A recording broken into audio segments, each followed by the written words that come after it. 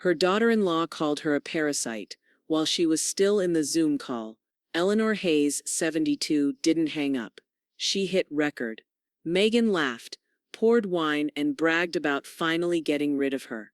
By the end of the week, Eleanor had filed paperwork, changed the trust, and sent clips to the board. She'd raised their child, cleaned their home, signed over her savings until now. And when they logged in again, the screen just said, "Removed by host." Before we begin, may I ask, where in this big, beautiful world are you listening from? It's always a quiet honor to know who's sharing this space. Drop it in the comments and don't forget to subscribe. The soft chime of a Zoom notification cut through the quiet in Loretta Jameson's garden office. She adjusted the scarf around her shoulders, smoothed the wrinkles from her blouse, and clicked Join Meeting. A soft blue glow lit her lined face as the screen opened to a familiar grid. Ethan's frame slightly tilted. Brittany lit like she was preparing for a TED Talk, and Monica Ortiz already typing something in her spreadsheet. "Hi, Mom," Ethan said, too casually scratching his cheek. "Glad you could join." Loretta nodded once. Of course. Brittany didn't look up from her screen. Her camera angle was immaculate, framed bookshelves, one perfectly placed succulent, and a gold-foiled motivational print on the wall behind her. "Make it happen." Monica, always the anchor, smiled politely. "Let's get started. As discussed, we're reviewing the family trust and seeing if any updates are needed, especially around property titles and Daniel's residual accounts." Loretta folded her hands in her lap. The late afternoon sun filtered through the blinds, striping the desk like piano keys. She listened as Monica scrolled through documents, voice calm, methodical. Ethan leaned forward. "We were thinking maybe the beach house deed could start transitioning." Brittany had a few ideas on how it could generate some passive income. "We'd rebrand it," Brittany added, finally glancing up. "Turn it into a high-end retreat space for wellness clients. There's a huge market for—" Loretta raised one finger gently. "And Ethan, are all your debts now settled?" The question hung in the air like a sudden gust of cold air through an open door. Ethan blinked. "What? I remember the LLC you dissolved last year. Just curious whether everything was finalized. Tax-wise." Monica didn't look up, but her typing paused. Brittany exhaled sharply through her nose and muttered, "Really?" Loretta didn't flinch. "It affects the estate planning." Ethan forced a smile. "We're good now. Clean slate." Loretta said, and returned her gaze to the window, where a squirrel was pulling petals off her gardenias. "Just needed clarity." Monica continued the financial rundown. Numbers scrolled, clauses read aloud. Loretta nodded occasionally, saying little. Ethan cracked a few jokes that didn't quite land. Brittany checked her phone more than once. After 42 minutes, Monica wrapped up. "I'll send a revised draft next week. Any last comments?" "Nope. All good," Ethan said. "Thanks, Monica." "Thanks," Brittany echoed, already reaching for her ring light control.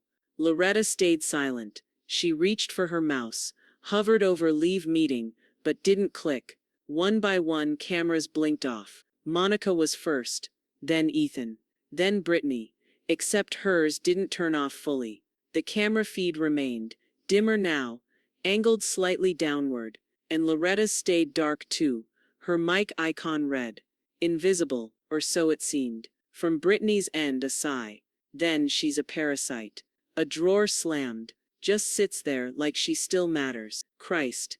Loretta's finger hovered over her mute button. There was a pause. A scraping sound, perhaps a chair.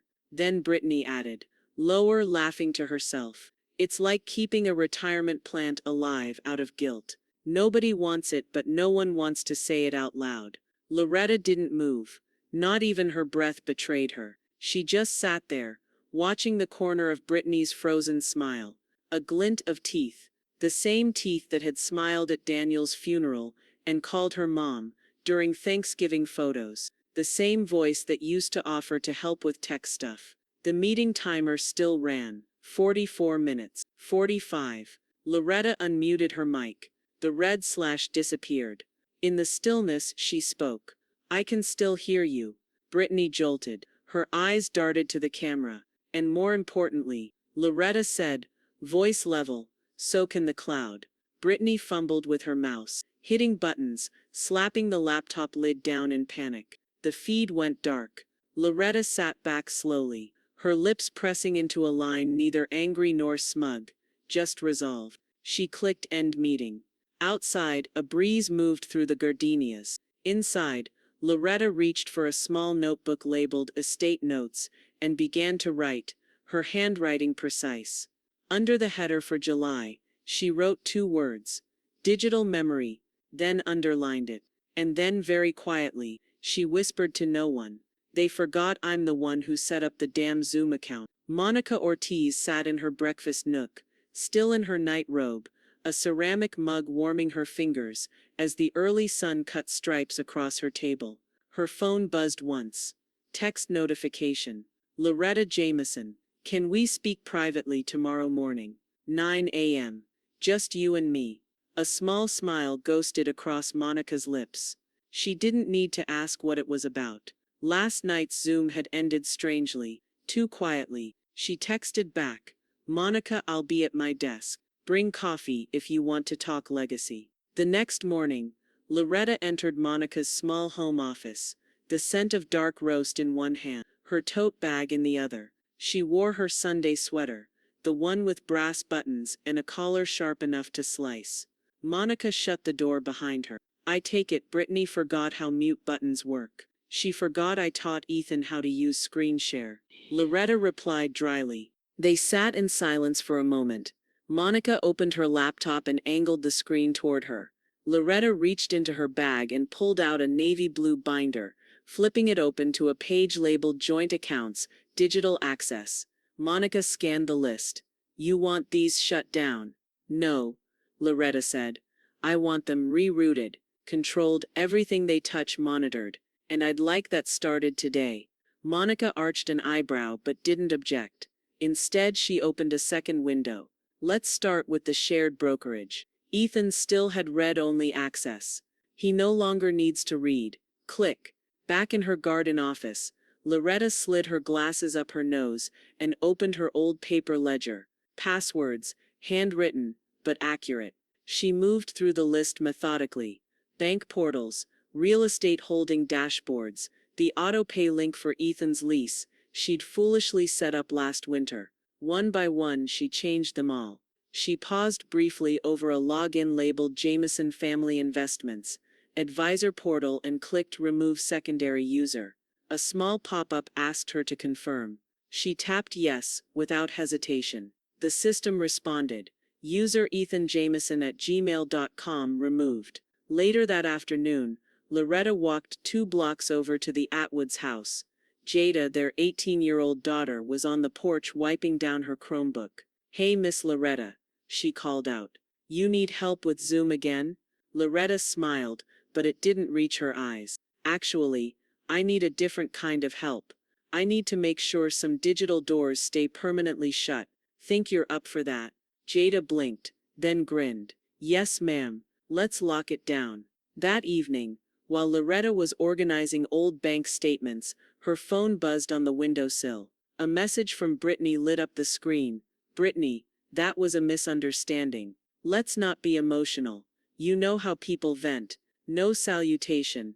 No apology. Just a message dressed in PR tone and ego. Loretta tapped the message once, held her finger, and hit copy. She opened a blank text window. Loretta, you'll want to reread the trust terms. Hyperlink attached. Jameson Trust _final.pdf. She hit send, then turned her phone over, face down, and poured herself a glass of Cabernet.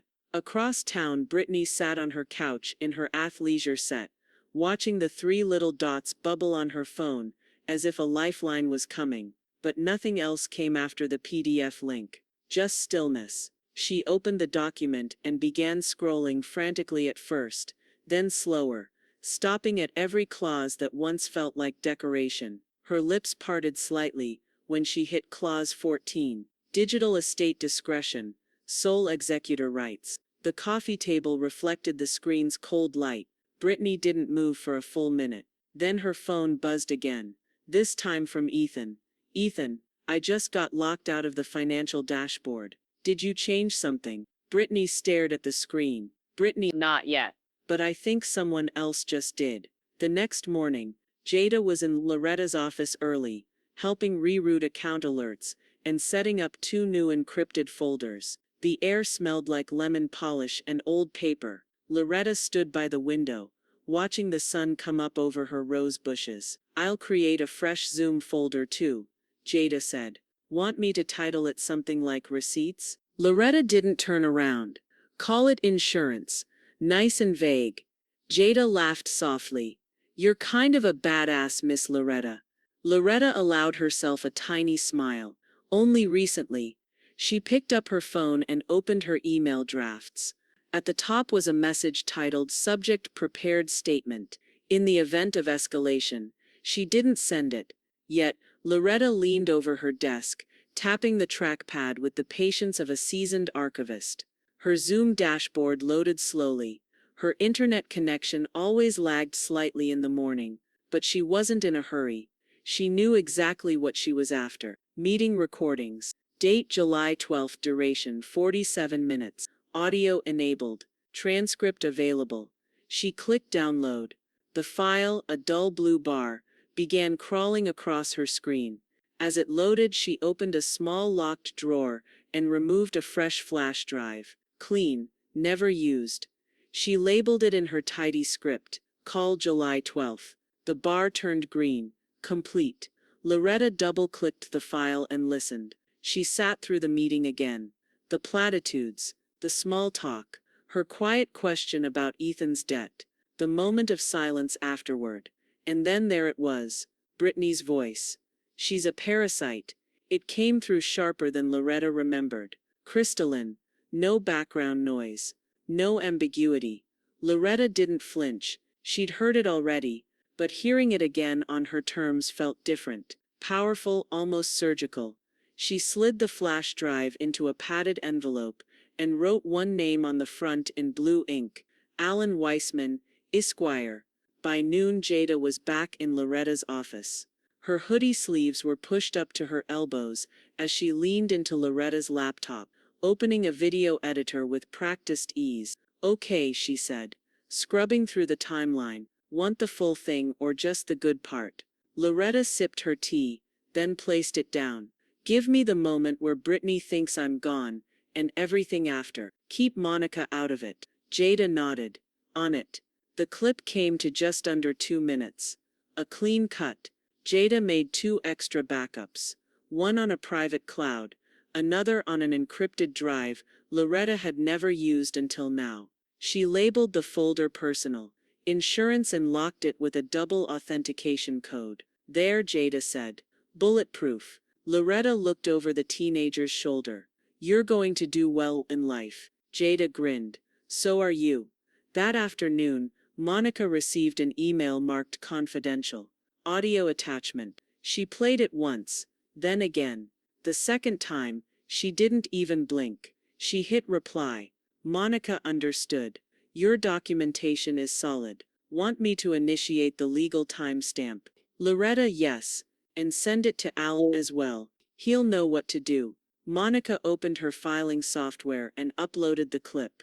It was transcribed, time-stamped and auto-notarized through the legal records platform they'd quietly added to the estate system 2 years ago, back when Daniel was getting sicker and they'd started planning for contingencies. No one wanted to say out loud.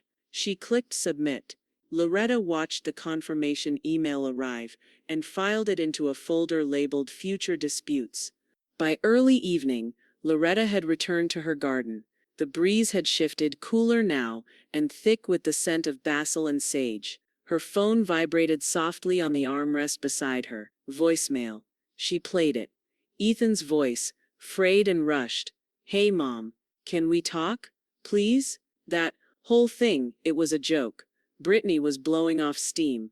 People say dumb stuff. Look, I get it, okay? Just, let's talk. Call me back. She didn't. 3 more voicemails followed over the next hour, each more apologetic than the last. But not once did the word sorry appear. The next morning, Loretta opened her front door to find a muted floral arrangement on the porch. Lilies and eucalyptus, tied with a cream ribbon. A small card was tucked between the stems. "We've been stressed lately. Hope we can move forward. Brittany." It was handwritten, neat and practiced. Just like Brittany's social captions, measured vulnerability dressed up as grace. Loretta brought the bouquet inside and set it on the counter. She stared at it for a long time. Then, without ceremony, she slid the whole thing into the trash. She kept the card. Later, she placed it in the same envelope as the Zoom transcript and copies of the legal paperwork. She sealed the envelope, added it to her fireproof file box, labeled the tab, "Documentation, Intent and Response." The day ended the way the last one had begun, quiet, controlled, the kind of quiet that felt less like retreat and more like preparation. Loretta opened her laptop again and stared at the blinking cursor in her draft email. Subject: in the event of escalation. Her finger hovered over the send button, but she didn't press it. Instead, she opened her voice memo app. She hit record and spoke slowly. "When people show you who they are, the smart ones hit record. The rest hit delete. But it's already too late by then, isn't it?" She stopped the recording, saved it, named it Zoom_witness_001. MP3. The sun hadn't fully risen when Loretta logged in. Her garden office was still dark, lit only by the soft glow of her desk lamp. She sat with her wool shawl draped over her shoulders and her glasses pushed up the bridge of her nose, her fingers steady on the keyboard. She opened a fresh document. Security audit, July. Then she began. First, the shared dashboards. Jameson Holdings, Ethan's email removed. Coastal REIT access, reset to single auth authentication. Loretta deleted the backup recovery number she'd once assigned to Ethan's old phone when he was just helping with paperwork. Each time the system prompted, "Are you sure you want to remove this user?" she clicked yes. Every time. By mid-morning, Monica had called to confirm the updates. "You're now the sole executor on all digital fronts," she said. "No cosign permissions. Everything flows through you." Loretta opened her notebook, drew a small asterisk beside a line titled "Retirement Portfolio, Access Chains" and said, "Good. Thank you, Monica." Monica hesitated a moment, then added, "Just so you know, I got a ping. Ethan tried to log into the real estate fund using his old credential." "When?" "20 minutes ago." Loretta tapped the side of her pen. "Then I'm right on schedule." That afternoon, Jada was reorganizing archive folders when she looked up from her laptop and said, "Someone's coming up the driveway." Loretta didn't look away from the printout she was annotating. "Car?" she asked. "Yeah," Jada said, peering through the blinds. "It's Ethan." Loretta set the pen down and stood slowly. She walked to the window, not to see, but to be seen. Sure enough, Ethan was at the bottom step, one hand in his pocket, the other holding his phone like a peace offering. "Want me to answer?" Jada asked. Already moving toward the door. "No," Loretta said. "Just document the time." She walked calmly to her hallway table, picked up her landline, and dialed. "Charlotte PD. How can I help you?" "Yes," Loretta said, voice even. "I'd like to report an uninvited family member attempting contact after being removed from shared financial and legal access. He is not violent, but I want a record." The officer took her name and address, asked if she felt threatened. "No," she said, "but I do feel very documented, and I'd like the same courtesy extended in return." The officer said they'd log the call and send a cruiser by if the man lingered. Loretta hung up. Ethan's car was already backing out. Jada held up her phone. "Photo taken. Time stamped. Wanted in the shared folder." Loretta gave a nod. "Yes, call it attempted access, July 14th. By evening, the group text buzzed for the first time in days. "Brittany, this is getting dramatic. We're family. No greeting. No acknowledgement. Just control masquerading as concern." Loretta read the message twice, then placed the phone down. She didn't reply. Instead, she opened the fireproof box again, slid out the folder labeled Intent and Response, and added one more document, a screenshot of the group text, printed and underlined with the note, "Tactic emotional framing after removal of access." That night, thunder rolled somewhere beyond the hills. The garden's wind chimes tapped lightly, a nervous kind of music. Jada had long gone home. The house was quiet. Loretta sat with her late husband Daniel's old field journal open beside her, the leather cover still smelling faintly of oil and cedar. She read a quote he'd scribbled on the back page decades ago. "Silence isn't submission, it's calculation." Loretta closed the journal gently and whispered, "You always understood." Then her phone buzzed again. This time, a new notification, not from Brittany, not from Ethan. An unfamiliar number had requested access to her Dropbox archive family trust backup. Loretta's lips barely moved, but the words came out sharp. Trying the back door. She clicked deny access, then paused, and clicked alert admin instead, because now she was ready. The video hit the internet like a whisper inside a confession booth, barely noticed at first, until it started echoing. It appeared quietly on a Reddit thread titled "Our Family Drama, When Elders Get Treated Like Furniture." A 2-minute audio clip, overlaid with subtitles and a photo of a garden office, began making its rounds under the simple title, "What Some In-Laws Really Think." It opened with silence. Then Brittany's voice, sharp, unmistakable, "She's a parasite," sits there like she still matters. The tone, the disdain, the assumption that no one was listening. And then Loretta's voice, steady and precise, like a scalpel, "I can still hear you. And more importantly, so can the cloud." The thread had fewer than 50 upvotes by noon. By 5 p.m., it had 3,000. Loretta didn't post it. Jada had uploaded the clip using a burner account, routing it through a proxy and stripping the metadata clean. No usernames, no digital fingerprints. When Monica called and asked, "Did you leak it?" Loretta's reply was simple, "No. But I'm not stopping it either." Monica chuckled. "Ethan just called me." Sounded like a man clinging to the side of a sinking boat. In a separate call, Ethan's voice trembled under false calm. "Monica, this needs to come down. It's hurting Brittany's brand. Her clients are noticing. Some of them think she's the one who posted it, like she's mocking Loretta or something." Monica's voice didn't waver. "I didn't upload it. Neither did Loretta. Maybe you should ask yourself why so many people believe she would say that." Ethan paused. "It was taken out of context." "Out of context," Monica said gently, "is still context." She hung up. By the end of the week, the video had migrated. TikTok, then Instagram Reels, edited versions with slow-motion zooms on the captions. A few creators added their own voiceovers. "This is why Grandma runs the trust. She's not a parasite. She's power. When quiet women start keeping receipts, run." At Loretta's house, Jada sat cross-legged on the floor, her phone glowing in her hands. "Miss Loretta, you're on 3 different elder advocacy pages," she said, grinning. "One woman said she played your voice on a Bluetooth speaker at her family reunion." Loretta didn't smile, but the corner of her mouth twitched. "You don't want to say anything?" Jada asked, scrolling. "No. Not even a thank you to your newfound fan club." Loretta picked up her teacup. "Let them speak. I've done enough talking for now." That night, Brittany sat in a conference call with a branding client, one she'd worked with for over a year. Midway through the strategy review, the woman on the other end hesitated. "I just have to ask," she said delicately. "Is that your voice in that clip?" Brittany stiffened. It was taken out of context. There was a pause. "I'm sure," the client said. "Still, our campaign's about community dignity. Might be best to put this on hold." Click. Call ended. Another client paused their renewal by morning.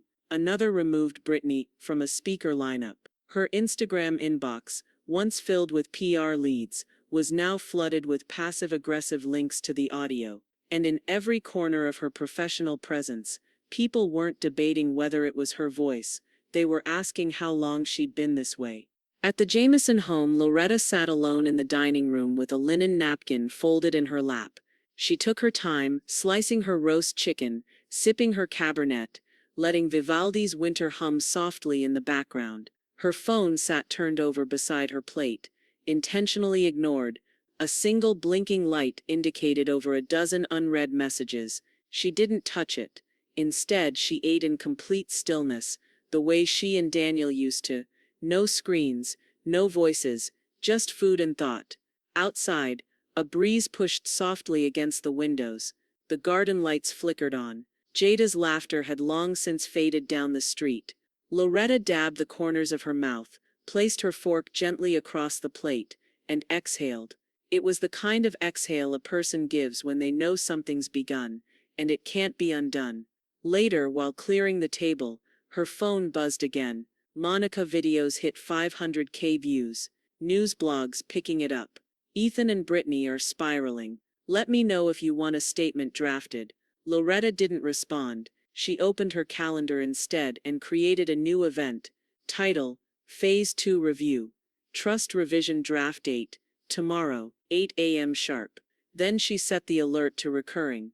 The Bank of Carolina branch sat quietly nestled between a shuttered tailor shop and a law firm that hadn't updated its signage since 2004. Loretta had been coming here for nearly 40 years, first with Daniel, later on her own.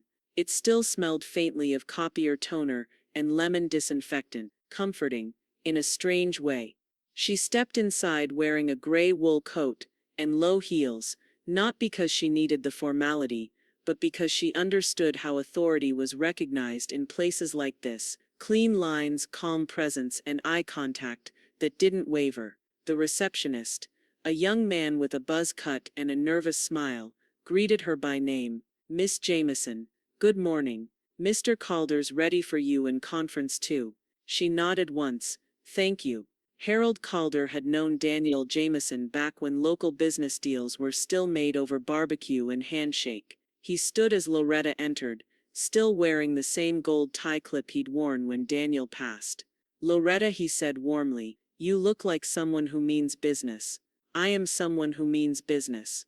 She handed him a slim folder.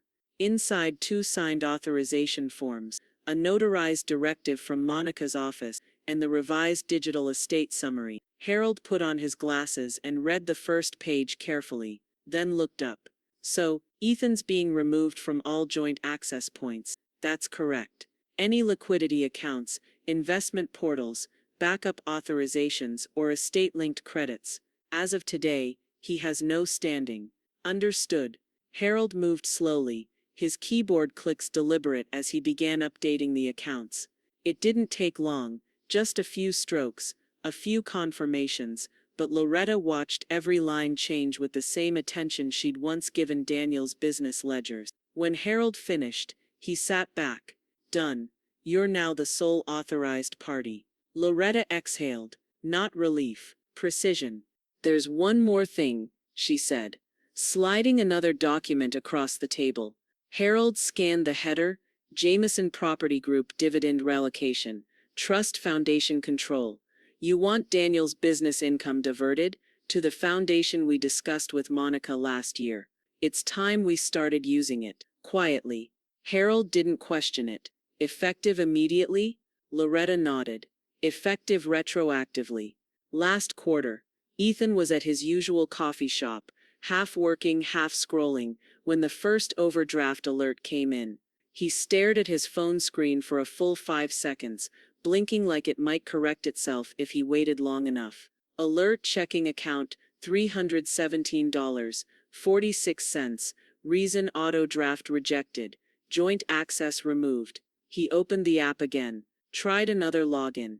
Access denied. He cursed under his breath and slammed his laptop shut, ignoring the barista calling out a name that sounded close to his. A second alert arrived before he could leave the table. Business dividend deposit, cancelled. Payee updated. He called Monica within 3 minutes. This is some kind of mistake, he said. Right? Loretta didn't. She wouldn't just cut me off without notice. Monica was calm as ever. She's not required to notify you, Ethan. Not anymore. He lowered his voice. Okay, well, can she undo it? There was a pause. I wouldn't count on that. That evening, Monica and Loretta met again, this time at Loretta's kitchen table, the kind of place where Daniel used to review contracts with a highlighter in one hand and a glass of milk in the other. Monica pulled out her laptop, set it down, and asked, "You want to add a clause for dispute prevention?" Loretta didn't blink.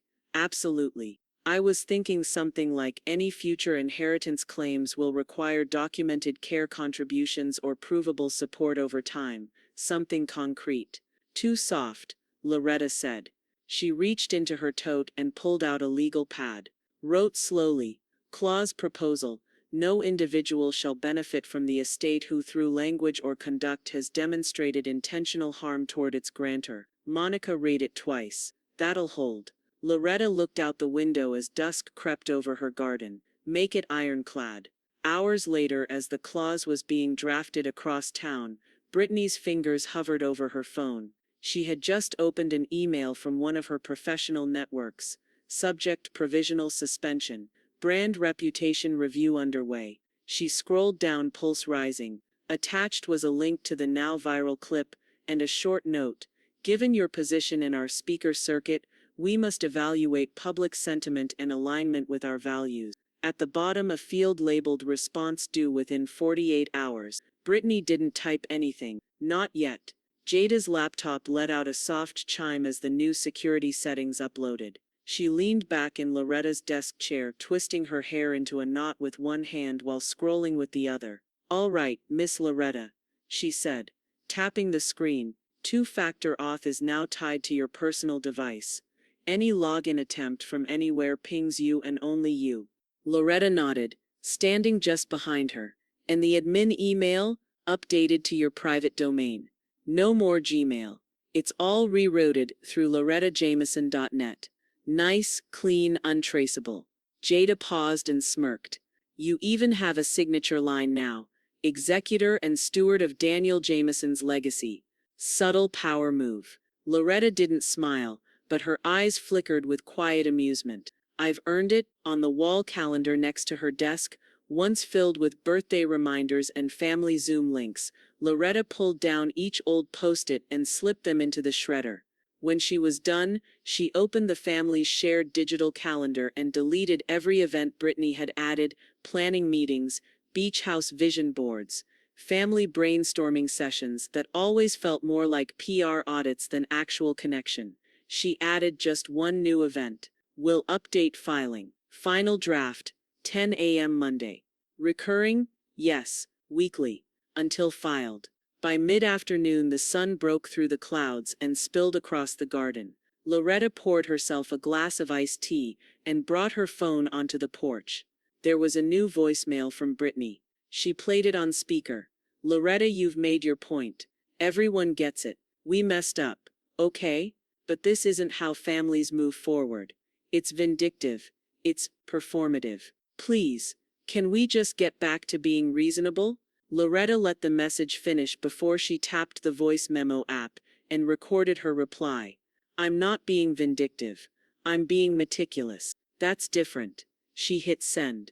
No more, no less. At her laptop later that evening, Monica was drafting a clause so specific, it might as well have been carved in stone. "No descendant, spouse or in-law shall access inheritance until a formal review of their documented care, communication, and contribution to the grantor has been completed. The review must be verifiable through written, digital, or physical record." She sent the draft to Loretta with a short message. Monica, new clause attached. "Let me know if you want to soften the tone." Loretta replied within the hour. "Loretta, tone's fine. Make the formatting cleaner. Legacy deserves clarity." Ethan, meanwhile, had been trying every workaround he could think of: password resets, recovery emails, even logging in through old sub-accounts he'd created for efficiency back when he was managing Daniel's business calendar. Each attempt was met with a cheerful, ruthless message: "Access denied. Administrator contact required." He threw his phone across the couch and muttered something about overcorrection that sounded dangerously close to overreaction. Brittany sat across from him, fingers scrolling mindlessly through a thread of influencer group DMs. Every fourth comment referenced the audio clip. The rest discussed how quickly a brand could collapse under the weight of unacknowledged arrogance. She set her phone down and stared at Ethan. "We're being erased," she said quietly. "No," Ethan replied. We're being replaced." Back in the garden office, Loretta stood up from her desk, opened the file cabinet Daniel had built himself in 1998, and removed one slim folder labeled Legacy Tech. Inside were old insurance files, a faxed invoice from Daniel's first business partner, and a list of usernames he'd scribbled on a legal pad before his first heart surgery. She flipped it over and wrote on the back, "Full system lockdown, complete, family access, read-only or removed. Executor status, secure. Clause status, final pass pending." She signed it at the bottom. Then she tucked the sheet into the folder, closed the cabinet, and turned off the overhead light. That night, her phone buzzed. A new email. Subject: Inheritance Challenge Prevention Protocol, Draft 1, from Monica. The document opened with a clause that felt almost biblical in tone. Loretta read the first line aloud to herself. "No reward shall be given to the careless." She smiled at that. Not a smirk, just something deeper, something earned. Then she typed back, "Add footnotes, cite the trust. And Monica, make it doctrine." The clip was no longer just viral, it was archived. TikTok had spawned dozens of duets. Young creators reenacted the audio, mouthing Loretta's words over scenes of family conflict, elder disrespect, or silent mothers, staring out windows with expressions not unlike hers. Reddit threads debated her legal strategy. Facebook groups, especially among retired educators, single mothers, and tech-savvy seniors, shared it with tags like #not a parasite and #digital matriarch. Jada pulled up a map of traffic heat points and whistled. "Miss Loretta, you're trending in 38 states." Loretta looked over the top of her glasses. "Are you telling me I've gone national? You're 3 bad news cycles away from being a TED Talk." An email came through the contact form on lorettajameson.net. Subject: Podcast Guest Invitation. The Silent Backbone series. The message was gentle, direct. "We're covering generational silencing and digital power dynamics in families. Your voice, both literally and figuratively, has resonated. Would you join us for a short pre-recorded conversation? Format: audio only. Casual, quiet, no sensationalism." Loretta read it twice, then forwarded it to Monica with a note, "Low risk. Could be useful. I'll do it. Only if I control final approval." Monica responded 3 minutes later. "Agreed. I'll handle the release terms." They recorded the podcast in Loretta's garden office. No scripts, no performative outrage. Just her voice, steady, grounded, unimpressed by pity. "I didn't upload the clip," she said plainly, "but I understood why it mattered. When people are used to being seen as passive, hearing one of us set a boundary, without yelling, shakes something." The host was thoughtful, almost reverent. "You said, 'So can the cloud.' That wasn't just a mic drop, that was a warning." Loretta didn't flinch, it was a timestamp. The final cut was 18 minutes. Jada helped upload it to a senior tech awareness site. Within 24 hours, the episode had 42,000 plays. By week's end, 112,000. Local media caught on next. A morning anchor from WCNC Charlotte called Monica personally. "We'd like to invite Miss Jameson on air. We're doing a feature on digital elder abuse, and frankly she's become the face of it." Monica passed the message on. Loretta didn't hesitate. No camera, no lights, no makeup desk. She paused, then added, "But I'll write something." The op-ed landed 2 days later in the Charlotte Observer. Title: "Silence is not consent, a note from the quiet ones you forgot were watching." She wrote it in longhand first, then typed it herself. No editor rewrites, no punch-ups. "You called us burdens, furniture, afterthoughts. But we know what a recording button looks like. We know where the save as function is. We've raised children and buried husbands. We've balanced books and paid for degrees that taught people how to forget us. You want us quiet. Fine, but remember we take notes. And sometimes we press record." It was posted at 9 a.m. By noon, it had 50,000 shares. Brittany read the article on her phone in bed, The brightness turned low. She didn't blink the whole way through. Halfway down the comments, someone had posted a side-by-side of her branding profile and a screenshot of the quote, "You want us quiet. Fine, but remember we take notes." Beneath it someone had commented, "If Britney's clients don't fire her, they're co-signing this garbage." She closed the screen. Her hands were shaking. Across the apartment, Ethan slammed a drawer and muttered something about getting legal involved. But even he sounded unsure. That evening, Jada brought in a stack of physical letters, printed emails, handwritten notes, cards. "All for you," she said, dropping them on the coffee table. Some from California. A few from New York. One from a women's prison in Ohio. "I think they're calling you Aunt Loretta on TikTok now." Loretta picked up one card and read silently, "You didn't just stand up for yourself. You stood up for every woman who ever sat through Thanksgiving biting her tongue." She folded the card, set it down carefully, and said, "I didn't stand up. I sat still." That's what rattled them. Jada laughed softly. "Yeah, well, you're rattling everyone now." That night, Loretta sat back at her desk and stared at the family trust document one more time. She didn't change a word. Instead, she opened a new document and began to write. Title: For Noelle.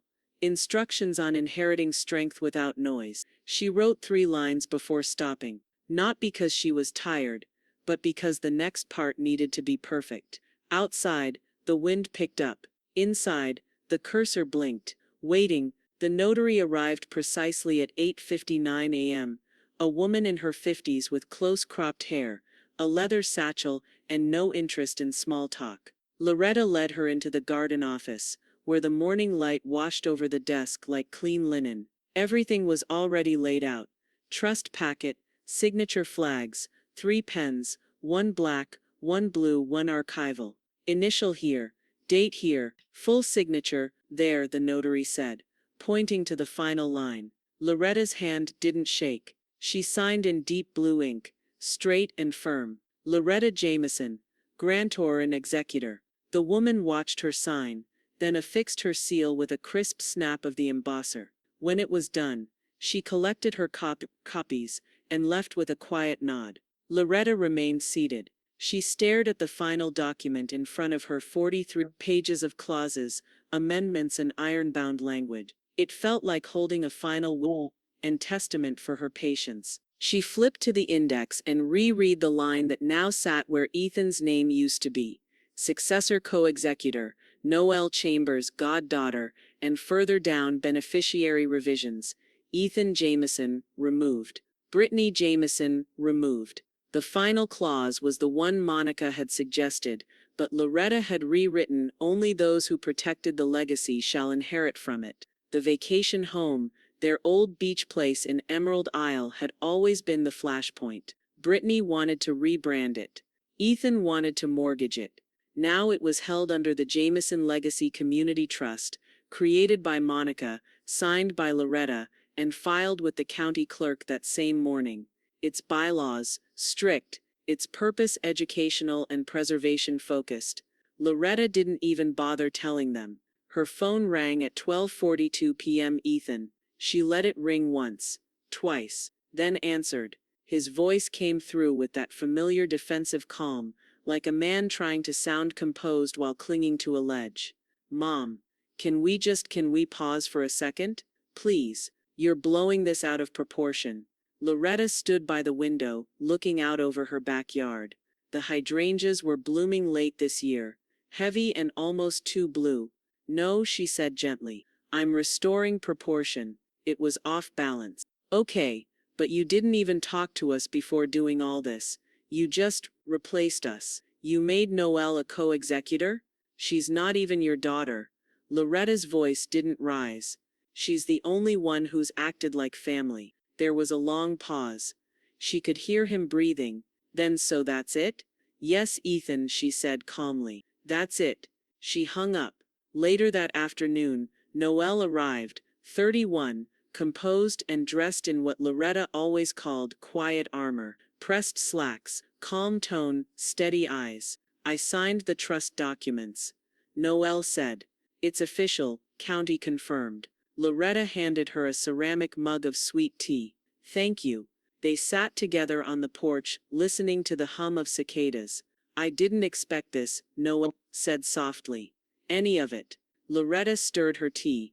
I did. She handed Noel a manila folder.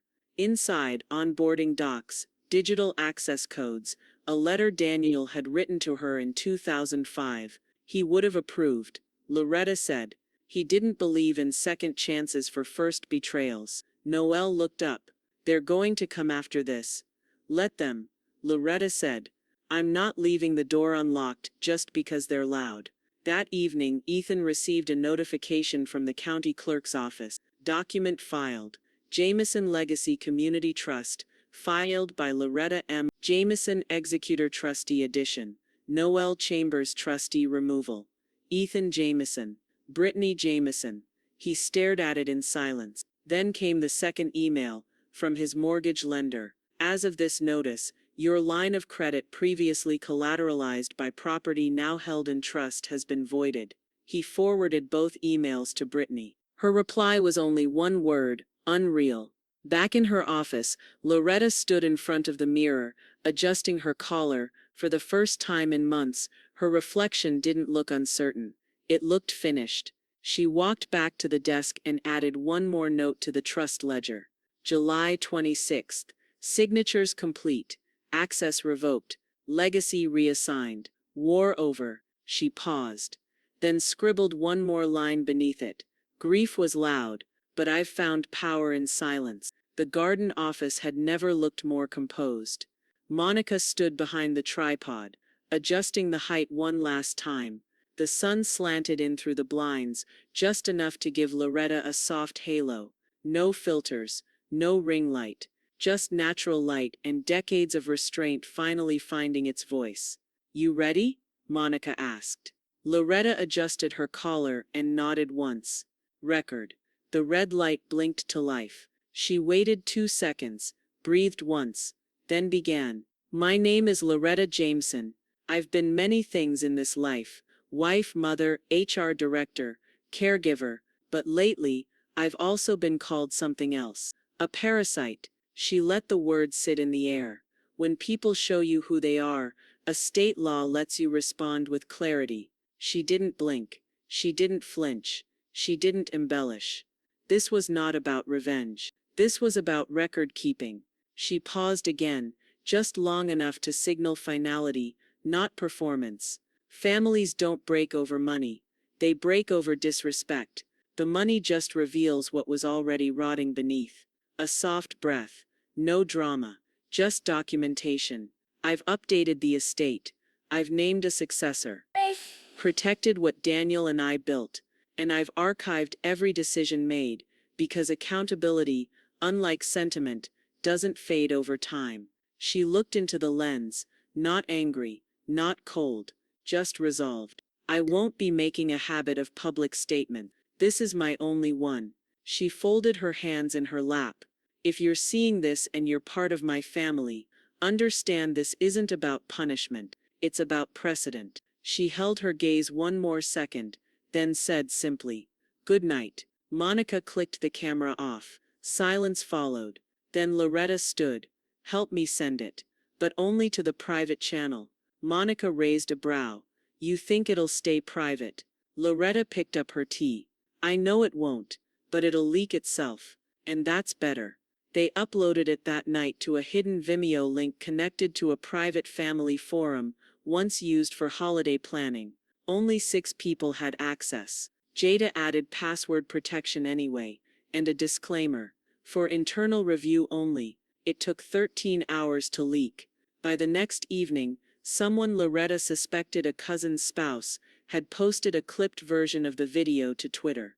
The excerpt was less than 60 seconds long, but it was the one that mattered. When people show you who they are, a state law lets you respond with clarity. It was captioned simply, "This woman turned betrayal into protocol," and made it beautiful. It snowballed again. Clips of the video landed on TikTok, overlaid with cinematic music. One creator added closed captions in a serif font. Another turned her line about families and money into a print-on-demand poster. Loretta didn't engage with any of it. She didn't even open the video analytics Monica forwarded her. But she knew, because her inbox shifted again. No more PR inquiries, just thank you notes. One from a probate lawyer in Minnesota, one from a hospice nurse in Missouri, one from a teenager who wrote, "You remind me of who my grandmother could have been if she'd had better boundaries." Ethan and Brittany said nothing. No voicemails, no texts, no misunderstood disclaimers. The silence was strategic at first, then it turned into retreat. Brittany locked down all her profiles. Ethan removed his bio from the only business site still listing him as a consultant. By the end of the week, their names had stopped appearing under the hashtag. The narrative had moved on, but Loretta hadn't. She was archiving.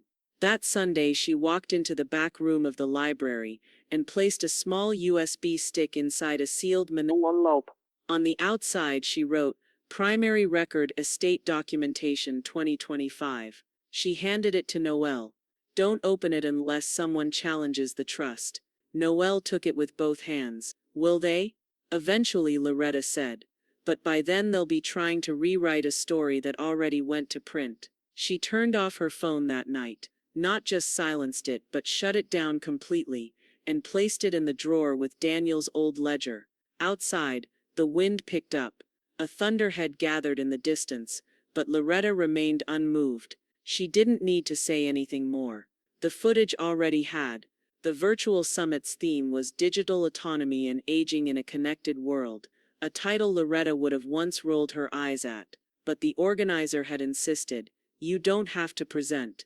Just keynote. Just speak." So Loretta sat in her garden office once again, this time behind a laptop adorned with a single post-it, "Speak simply. Speak clean." Jada sat in the corner with a mug of cocoa and her phone on silent. Loretta clicked into the session. A soft chime. Then her face appeared on screen, framed by houseplants and sunlight. The chat box lit up as attendees noticed her name. The host smiled from another box on the screen. "We are honored today to be joined by someone whose voice reminded us all that quiet isn't the same as passive." Loretta offered a gentle nod. "Good morning." Her keynote was only 7 minutes, but it was the quote that traveled. Don't confuse quiet with powerless. Some of us were just busy watching, and saving, and remembering how access works. Someone clipped it before the event had even ended. That clip, paired with piano music and black and white text, spread faster than any headline. Again. This time though, it wasn't gossip or spectacle, it was curriculum. By the following week, 3 senior centers had reached out to Jada. "Can you help our residents set up digital vaults like Miss Loretta did?" One director asked. "No one listens to us when we say we feel exposed." But they watched her video. They listened to her. Jada started hosting Friday tech clinics out of Loretta's office, teaching older adults how to set passcodes, use cloud folders, and recognize phishing scams. She called the initiative "Click with Confidence." Monica helped file for a grant. Loretta watched the first group log into password managers with tentative hands and soft gasps of pride. She didn't instruct, she just brewed tea and took notes. Then came the letters, handwritten, stamped, folded neatly into colored envelopes with return addresses from places she hadn't visited in years. The first was from Iowa, a woman who said she left an abusive adult son after watching Loretta's interview. The next was from an Army veteran's daughter who'd used Loretta's trust clauses to protect her father's pension from being siphoned by a nephew. And then came one in green ink from a 16-year-old girl in Tulsa. "My grandma never spoke up, but she watches your video every Sunday now. She says your silence is louder than their shouting." Loretta pinned that one to her corkboard, just beside Daniel's photo. At West Pine High School, Noelle had quietly submitted Loretta's name for a civic service scholarship pilot. The announcement arrived on a Thursday. The Loretta Jameson Scholarship for Generational Integrity, awarded annually to students who show initiative in protecting family legacy and digital safety. The guidance counselor called to confirm. Loretta barely spoke. "Are you surprised?" the counselor asked. "No," Loretta said. Just trying to feel it before I file it. On Sunday evening, as the sky softened and the breeze rolled in with the scent of cut grass and late summer tomatoes, a small envelope appeared in Loretta's mailbox. No return address. The handwriting looked familiar in a way that pulled at something old and complicated. She brought it inside, peeled it open with her letter opener, and unfolded the page. It was typed. Single paragraph. No greeting. No signature. I don't know how to fix this. But I know you didn't deserve what we gave you. I know you never raised your voice. And that made us think you couldn't raise consequence. We were wrong. I was wrong. I'm not asking for money. Or trust. I just wanted you to hear that from me, even if you never respond. Loretta sat down. She didn't cry. She didn't tremble. She simply exhaled and stared at the words. Neat, centered, typed with deliberation. Ethan's cadence was all over it. She placed the letter into her archive binder under a new tab. Attempted accountability. Then she picked up her pen and wrote one sentence on the facing page. Noted. But not reopened. The second podcast wasn't hosted by a quiet independent. It was national, syndicated through NPR affiliates and public streaming channels. But the format was intimate, audio only, minimalist, built for car rides and quiet afternoons. The episode was titled Family Boundaries in the Digital Age, a Legacy Rewritten. Loretta recorded it in her home office this time, not the garden. She wore a slate cardigan and noise-canceling headphones, her cup of black tea steeping beside the mic. Monica had mailed her last month. The host's voice came through smooth and even. You've become a symbol. Some say a movement. But let's start simply. What have you learned? Loretta exhaled once, then spoke in the same tone she used with HR interns when she needed them to really listen. That silence is often mistaken for consent. But more dangerously, that trust is mistaken for absence. There was a long pause from the host. That's remarkably direct. Loretta didn't apologize. People think boundary setting starts with confrontation. But for women like me, it starts with archiving. With the subtle shift from maybe they didn't mean it to they absolutely did. And I'm logging it. They discussed estate strategy, passive cruelty, and the illusion of digital transparency. At one point, the host asked, what would you tell someone who sees what you did and thinks, that could never be me? I wouldn't have the guts. Loretta paused, then said, you don't need guts. You need a folder, a file path, a timeline. The guts come later, when you finally stop asking permission to defend yourself. When the episode dropped, it climbed quietly, tens of thousands of downloads, a featured blurb in a morning digest, and a brief spotlight in a digital rights newsletter. But Loretta never checked the metric. She read 2 comments. The first, she didn't yell. She didn't dramatize. She just moved the chessboard. The second, the line between passive and patient is strategy. Loretta walked it like a wire. She closed the browser. No bookmarks. No shares. No social media posts. Just quiet. In another corner of the country, a workshop coordinator added her name to a slide titled Case Study, The Digital Matriarch. And on a lifestyle blog, Brittany once guest-edited, a listicle went viral. 5 influencers who self-destructed during the era of receipts. #3, Brittany Jameson. Next to her name, a gif of Loretta's now iconic quote. This wasn't revenge. This was record-keeping.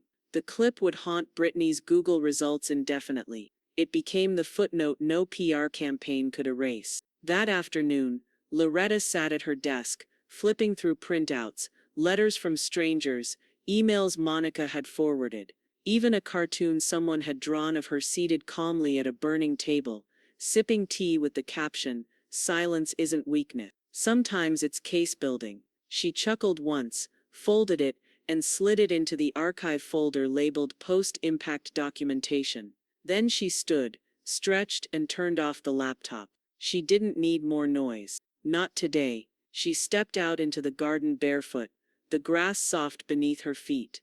The air was thick with humidity and the faint scent of rosemary. Bees moved lazily through the lavender. A dragonfly hung suspended near the rosebush Daniel had planted 3 years before his diagnosis. Loretta tilted her face toward the sun.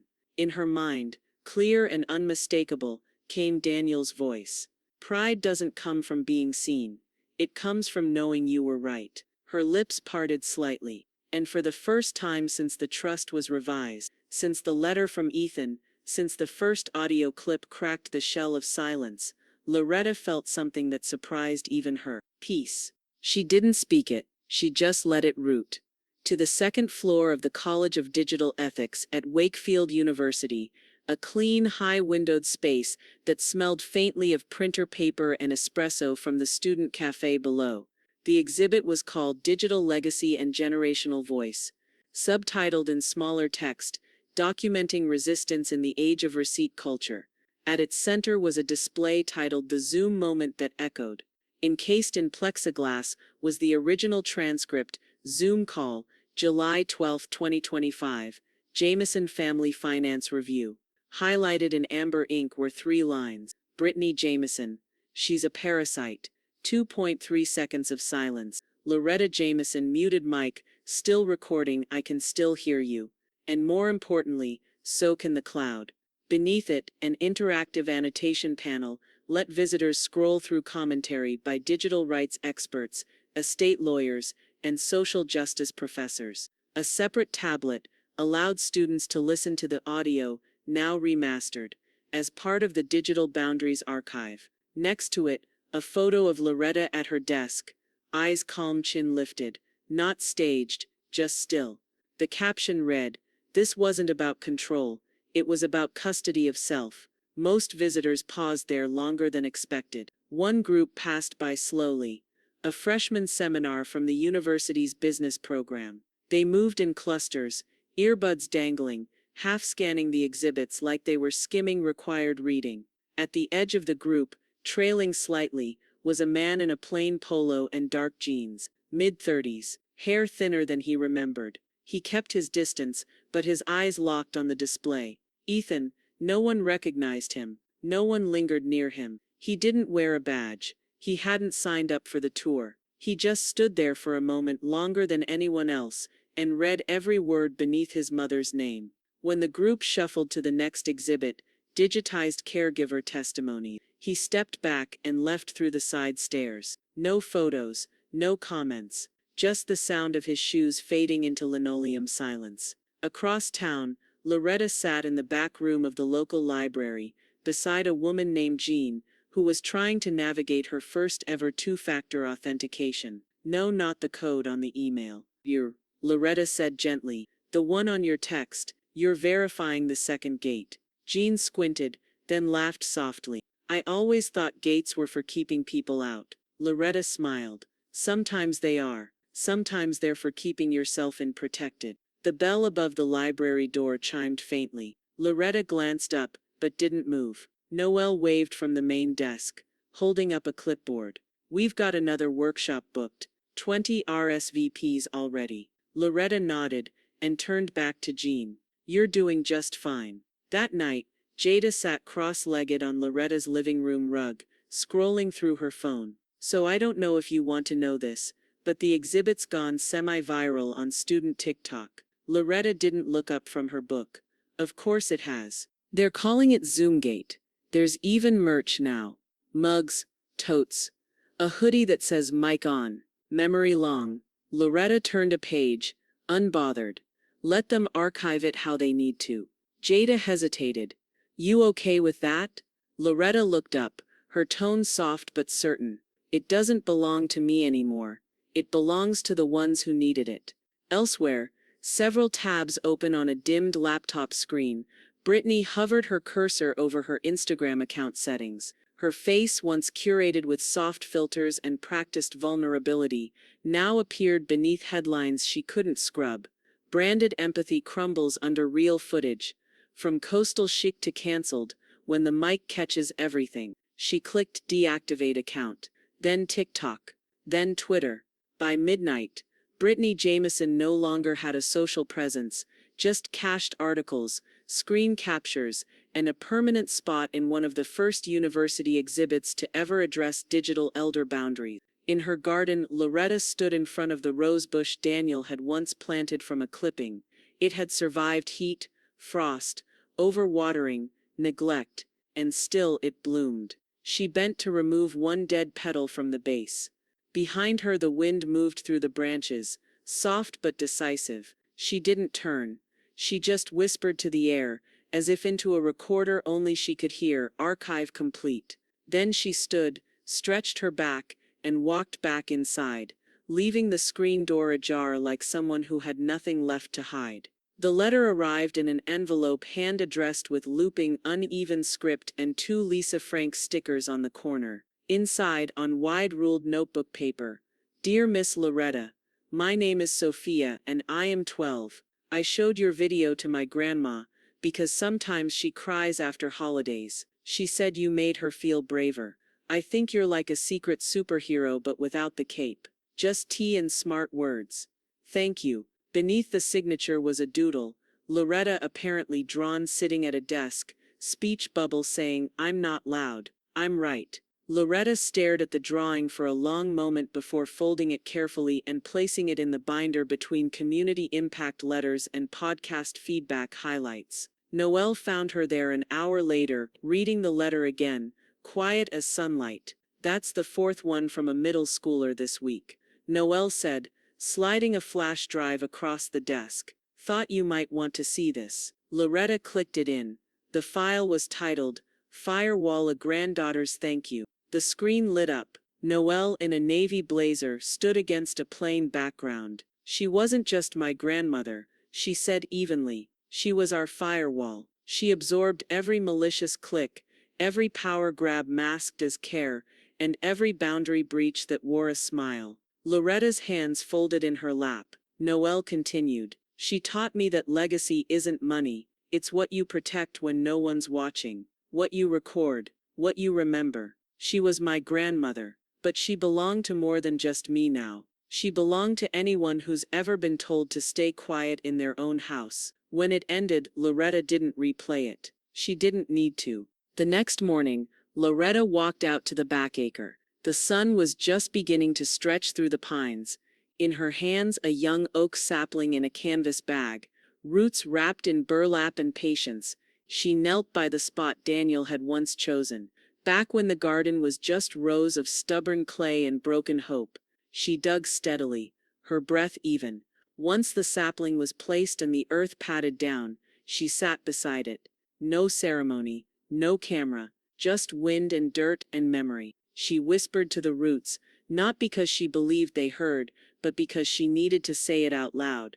"You were the kind of man who built things slow, quietly. I understand that now." She closed her eyes and added, barely audible, "You'd have liked how I ended it.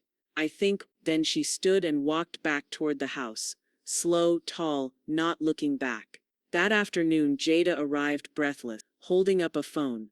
"I got it," she said. "The scholarship, full ride." "And they asked what inspired my essay." Loretta raised a brow. Jada grinned. "I told them a woman who turned a muted mic into a legacy." Loretta reached for her teacup and nodded. "Then they chose well."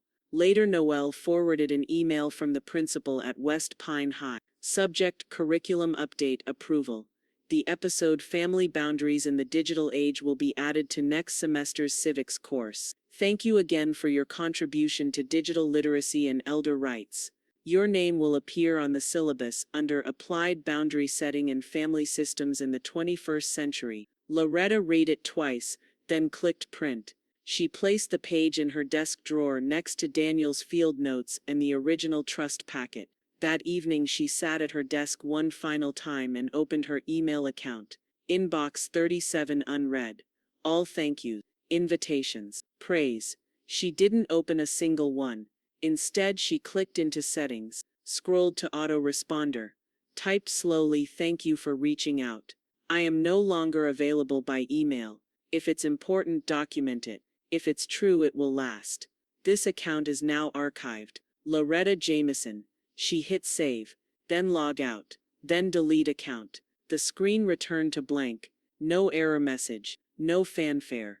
Just silence. Outside, the tree bent slightly in the wind, still young but planted deep, and inside Loretta picked up her mug, opened the window and listened to nothing but the night air settling around a woman who no longer needed to defend her place in the story. She had already written the ending. The screen glowed soft and blue in the morning stillness. Loretta sat in her garden office, hair neatly pulled back, a navy wrap draped over her shoulders like armor tailored in wisdom. The mug beside her steamed quietly, lemon balm and ginger, her favorite blend when things needed clarity. The Zoom waiting room dissolved. A new screen filled her view.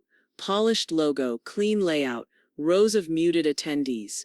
At the top, a caption overlay, pale gold on charcoal. Loretta Jameson, a state architect, advocate, case 01. A voice came through, measured, corporate, almost reverent. Good morning, everyone, and welcome to our Senior Cybersecurity and Digital Agency series. Today, we're honored to be joined by the woman whose name, voice, and calm recalibration of family power helped redefine what digital literacy and estate autonomy could look like. Loretta smiled once barely. Let's get to it then. They kept it tight. No sprawling agenda, just one guiding prompt from the host. When the mic is accidentally left on or intentionally left silent, what do we do with what's recorded? Loretta leaned forward slightly, the light catching the silver in her hair. You build from it, she said. You log it, you learn. And then if you're wise, you adjust access. She spoke for 12 minutes. No notes, no PR language. Just the cadence of someone who'd lived the answers she was now giving. Clips played in a pre-built montage behind her video feed. A soft piano score underlined moments. Her original podcast quote, "Silence is often mistaken for consent." The captioned footage from her garden. This was never about revenge. This was about record keeping. A final comment from a teen viewer. She made being still feel powerful again. As the camera returned to her, the host unmuted. Final word, Miss Jameson. She paused, long enough that the chat box flickered with curiosity. Then she looked straight into the lens. Your voice matters. Just make sure the mic's still on. The host blinked once. That'll do it. The call ended. Just a soft click, then silence. Loretta sat for one more second. Then she shut the laptop. The screen faded to black. She rose, slipped her cardigan from the chair, and stepped out onto the porch. The sunlight caught her as she descended the steps barefoot, her heels forgotten by the door. In the garden, the oak sapling had grown taller, still gangly, still reaching, but rooted. She didn't look back at the house. She didn't need to. Everything that mattered had been archived, spoken, filed, inherited by those who understood, not just how to protect legacy, but how to deserve it. And as she walked toward the tree, her figure long in the morning light, a final voice echoed, not from memory, but from choice, hers. They left the mic hot, so I told the truth, and made sure they heard it.